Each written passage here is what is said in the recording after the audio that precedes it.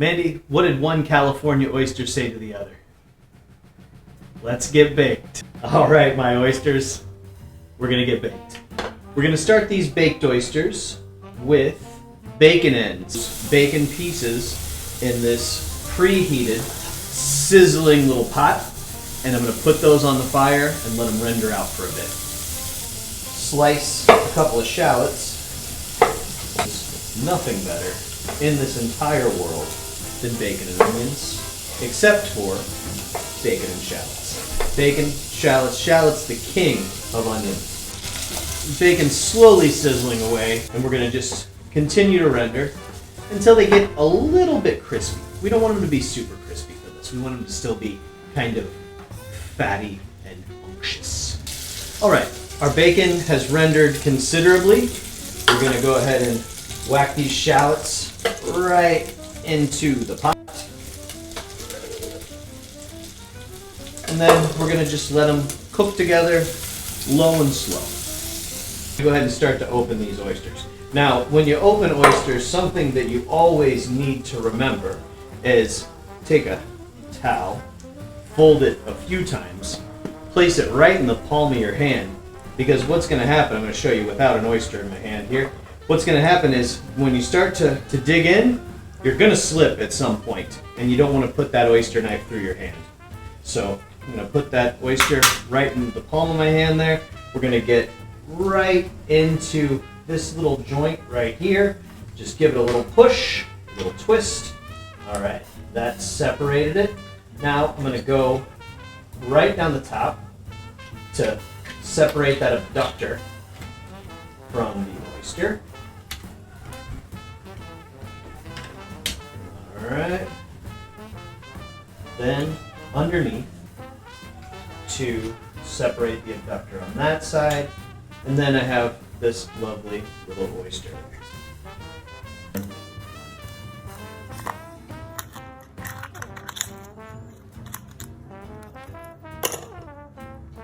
We're going to go ahead and pop them into this little strainer I have here and let their juice drip down into this fancy little wine glass so we capture every single little bit of flavor. You have to make sure that the oysters are nice and heavy and they're closed nice and tight. Smell is the most important thing. They smell great. They're nice and big, plump and juicy. Just beautiful, plump and juicy oysters. And they're going to go ahead and just drip out their, what they call oyster liquor, into this wine glass. Before you cook with the wine, you have to make sure that it's good enough to cook with. Just barely. So I like a bit of the shabless for the seafood, but in this case we're going to use a California Chardonnay. Give these oysters a little bit of a wine wash.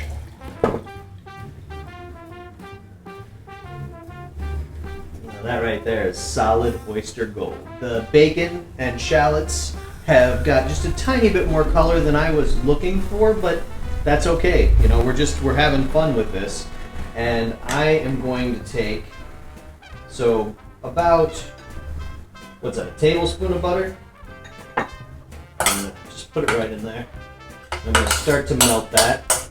Now I'm adding my flour into my butter, shallot, and bacon fat mixture.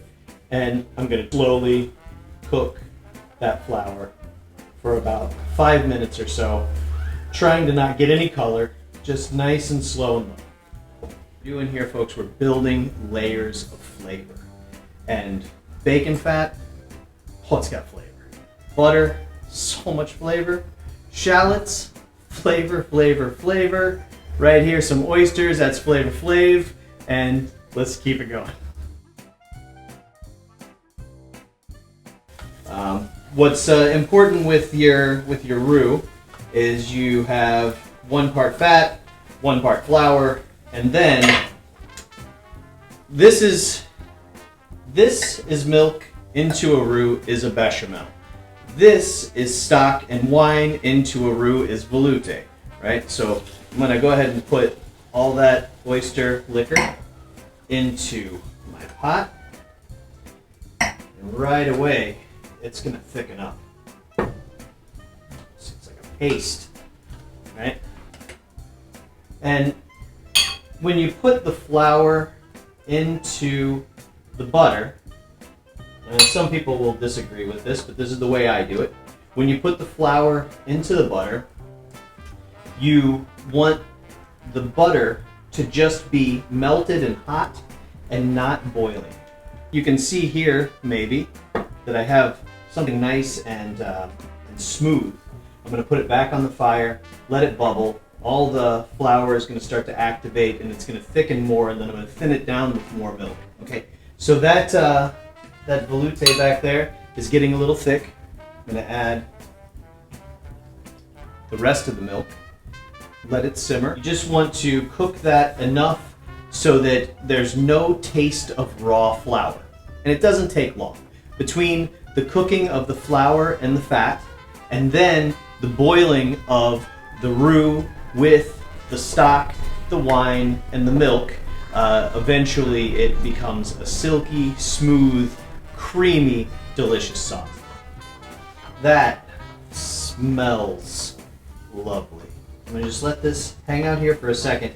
If you leave this sit without stirring it, a skin will form on top, and then if you stir that skin in, then you'll have a lumpy sauce again. So it's very important that as this is cooling down, you keep stirring it, or you cover it with a piece of plastic wrap. You can also, as it's cooling down, take just a little bit of butter and put it over the top. Or take a little bit of that good biryani olive oil and pour that over the top. And then as it cools down, that'll keep the skin from forming.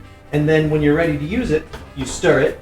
And if you made it right, that fat will incorporate back in and you'll still have a very smooth, shiny velouté.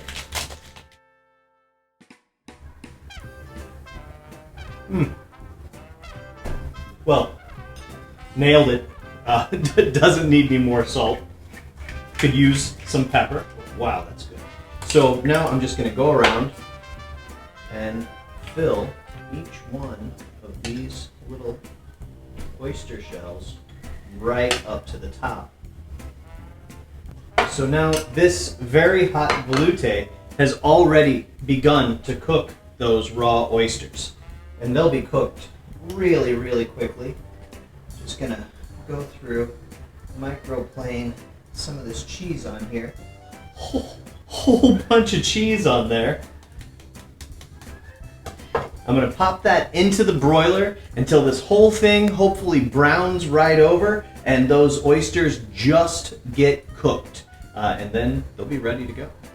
So I've diced some chives to put over the top of the oysters whenever they come out of the oven. We're going to do a little accompaniment with the oysters. Should go really great. It is summertime here in the Golden State, and nothing says summer in California like shishito peppers. So we're going to roast these shishito peppers. Brought the olive oil out of retirement.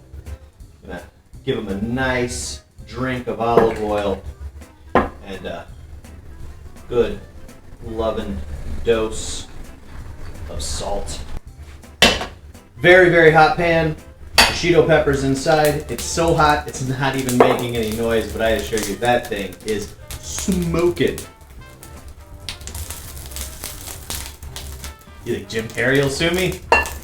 Shishito. All right, we got these beautiful blistered shishito peppers.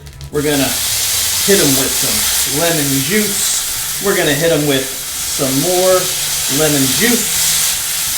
And then we're gonna just set them out here on this plate.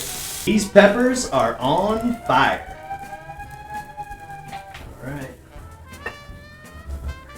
Bacony baked oysters. Oh my goodness. You feel this way, my baked oysters. Talking about baked oysters. Baked oysters. I'm Matthew Templeton. Behind the camera as always, Mandy Munzik. We've made for you this evening baked oysters with bacon, shallots, home cheese and blistered shishito peppers. Ooh, that's a spicy one.